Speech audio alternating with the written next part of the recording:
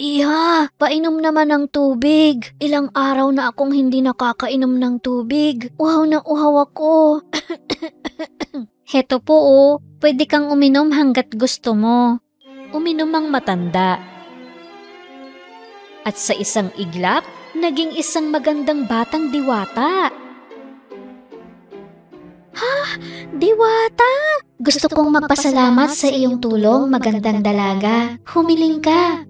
Kami ng kapatid ko ay ilang araw nang hindi kumakain. Sige, pag uwi mo ay tingnan mo ang mesa. Doon ay makikita mo ang isang mahiwagang mangkok. Oo, kapag sinabi mong magluto mangkok, mainit at masarap, ipagluluto ka nito ng matamis na lugaw. Kapag sinabi mong huminto mangkok, busog na po, hihinto ito sa pagluluto. Ngayon, hindi na kayo magugutom ng kapatid mo. Maraming salamat, magandang diwata.